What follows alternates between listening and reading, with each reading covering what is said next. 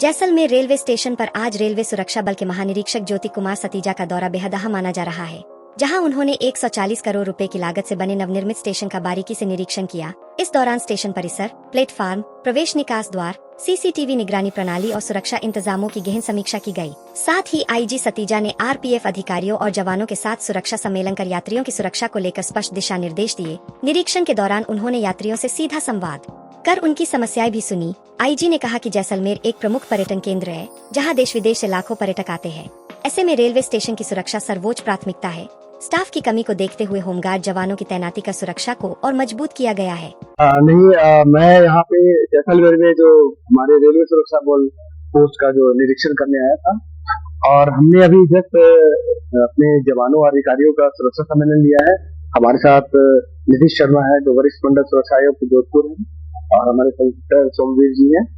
और हमने बहुत सारे इश्यूज पे चर्चा की है, जिसमें है कि आप जानते हैं कि ये जो जैसलमेर है, ये मतलब राजस्थान का बहुत ही पर्यटन के मुताबिक बहुत ही आकर्षण का केंद्र है, जहाँ देश विदेश से भी लोग यहाँ आते हैं। तो मैंने खासकर इनको संवेदनशीलता बढ़ाई है, ताकि जितने पैसेंजर आते हैं, टूरिस्ट आते हैं, इनका अलग से इनके ध्यान रखा जाए, इनको कोई भी तकलीफ ना हो। और जो रेलवे सुरक्षा बल का जो हमारा जो मोटो है कि सेवा ही संकल्प है, हम उस पर और अच्छे ढंग से काम कर सकें। जी, हमारे यहाँ आपने देखा होगा कि अभी कुछ ही दिन पहले हमारे मंत्री जी भी आए थे, तो उसमें हमें एक्सरे बैगेज भी लगाया है।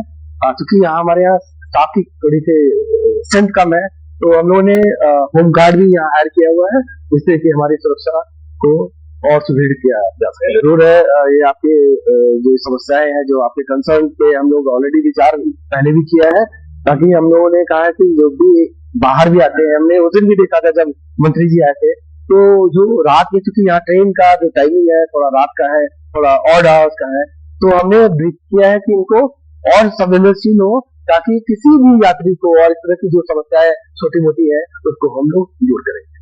देखिए, हम इस देश के सेवा के लिए आए हैं, और जितनी भी हमने जो आईआईटी में जो सीखा था, उसका हम उपयोग यहाँ कर रहे थे। मैं अभी चर्चा भी कर रहा था कि आरपीएफ ने अभी विगत कुछ वर्षों में बहुत सारे टेक्नोलॉजिकल एडवांसमेंट आए हैं, मतलब तकनीकी विकास हुआ है, और कुछ इक्विपमेंट्स भी आए। जैसे आपने देखा सीसीटीवी यहाँ अभी काफी लगाए गए हैं, और हमारे एक्सरे बैगेज स्कैनर आए हैं, और कुछ एप्लीकेशंस आए हैं जो कि हमारे काम को और सुगम बनाएंगे। जैसे आरपीएफ सिक्योरिटी मैनेजमेंट सिस्टम, जिसको आरएसएमएस हुआ है, क्राइम मैक है, निदान है, निफास है, और एनसीआरसी, बहुत सारे ऐप आए हैं।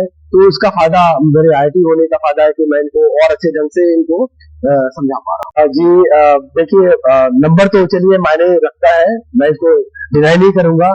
और मैं लोगों को कहना चाहूंगा कि जो ब्लड डोनेशन से आपको बहुत सारी, मैं डॉक्टर नहीं हूँ, फिर भी एक डोनर हूँ, रेगुलर डोनर हूँ।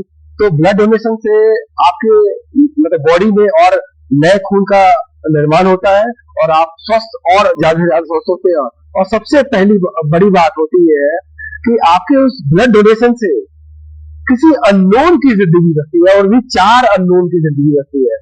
अपनों के लिए तो सभी जीते हैं, दूसरों के लिए जी के देखिए, और वो भी अननोन के लिए, इसमें अलग खुशी मिलती है। मैंने आपको पहले ही बताया कि हम लोग टेक्नोलॉजी का बहुत से ज्यादा यूज कर रहे हैं। तो हमारे यहाँ ऑलरेडी एक्सरे बैगेज इंस्टॉल हो चुका है, इसकी मॉनिटरिंग हो रही है। सीसीटीवी हमारे यहाँ ऑलरेडी सिस्टम एग्जिस्ट हो गया है, जिसमें 216 कैमरा है, और इसको हम लोग और फ्यूचर में हम लोग एआई बेस बनाएंगे, ताकि क्योंकि हमारे पास जो स्ट्रेंथ कम है, उसको हम टेक्नोलॉजी से पूरी कर सकें।